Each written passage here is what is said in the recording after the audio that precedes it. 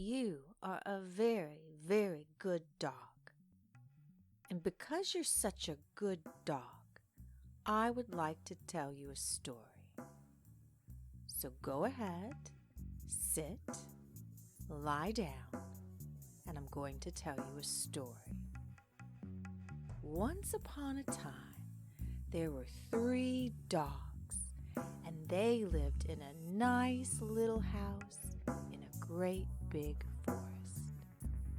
Well, there was Daddy Dog, Mommy Dog, and Baby Dog.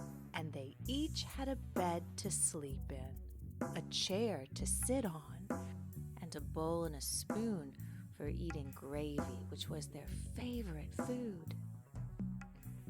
Daddy Dog and Mommy Dog went for a walk, and Baby ran by their side. "What a great day," growled Daddy Dog. "It is. It's a wonderful day," said Mommy Dog. "What a fine day," squeaked the Baby Dog. And so it was. The sun shone brightly. The rays of the sun glittered on the grass. The leaves moved in the breeze. The birds cooed and sang. The sparrows chirped. The bees buzzed. And butterflies flew all around. "What a squeaky noise these creatures make," said Daddy Dog as he brushed away a butterfly. "What a shame they don't have our deep voices." "Yes," said Mommy Dog, "you have a beautiful voice. I should like to hear the birds growl like you do." "Oh, my dear, you are just too kind. My growl is nothing." And thus conversing, the dogs walked on. Now, in the same forest, there was a sweet little girl, and her name was Goldilocks. She was the daughter of the woodman, and her hair looked just like sunbeams. She knew every tree around and every flower in the forest. She loved the birds and liked to listen to them sing, and everything in the wood loved Goldilocks. The trees bent down their branches to touch her head as she passed by, and the birds sang sweetly as she glided by, and the lark's song in the sky was, come up, Goldilocks, here is your happy home. Coo, I love you too," cooed the wood pigeon as she passed. "Tweet, tweet, pretty child," said the sparrow. "Oh, you darling," sang the blackbird, and Goldilocks laughed, for she liked to be loved. And the butterflies rested on her hair and tickled her cheeks, and she never tried to catch them. She would not frighten or vex them for anything. She loved all the creatures, and that's why they loved her, because love is love. That dear little Goldilocks, she went on singing merrily through the green, saying sometimes to herself, "I wish I could sing as well as that lark." And eventually little Goldilocks reached the bear's house. She had never seen it before, and she wondered who lived there. Well, there was an open window, and Goldilocks peeked in. "Dear me," thought the child, "whose house can this be?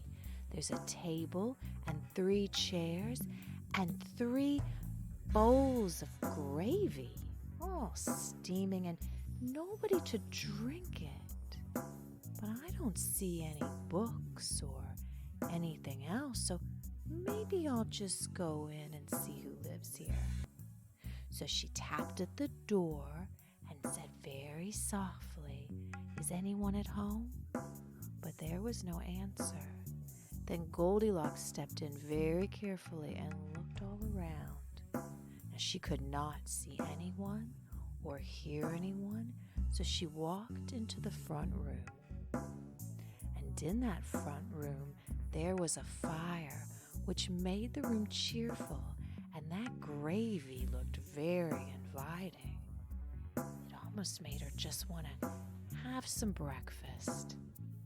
And the spring air had made Goldilocks a little cold, a little hungry, so she sat down by the fire in the little dog's chair.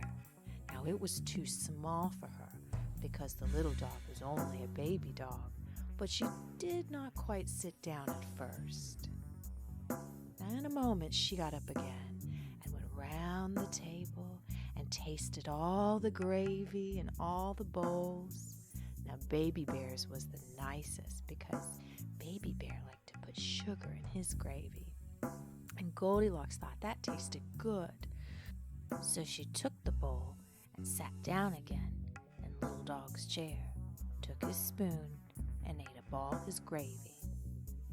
Now, this was very wrong.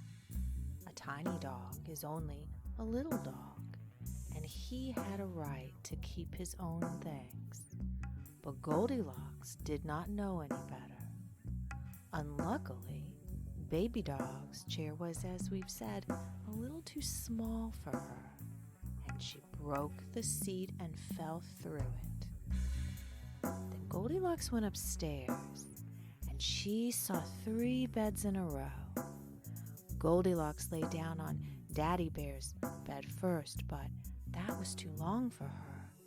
Then she lay down on Mummy Dog's bed, and that was too wide for her.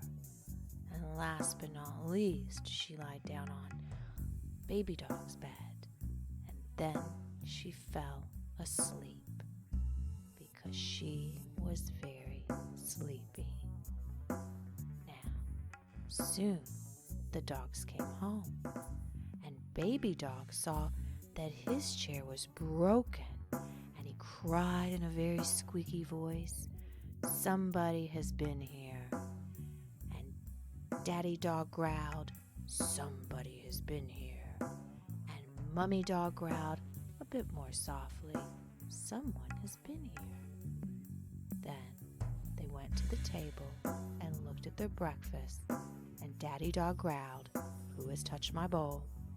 And Mummy Dog growled, "Who has touched my bowl?" And tiny little Baby Dog squeaked, "Somebody has broken mine." And then tiny little Baby Dog began to cry, for he was very fond of his own bowl and his own chair, and besides, he was so hungry after his long walk. It really did seem to be a shame.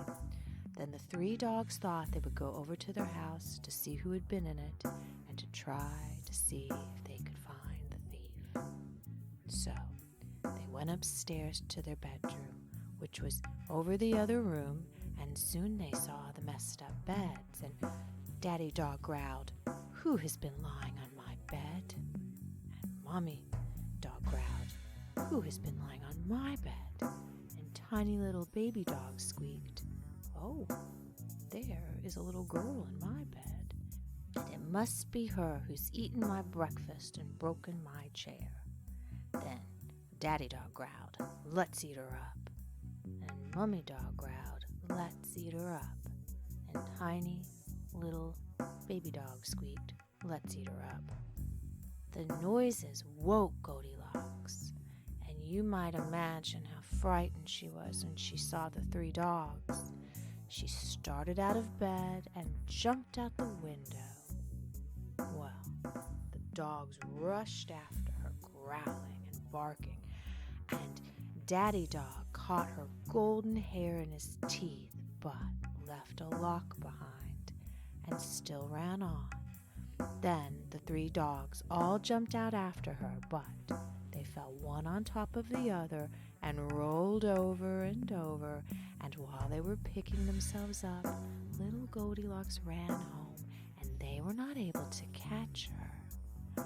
But I do not think she had acted rightly, though she did not deserve to be eaten up.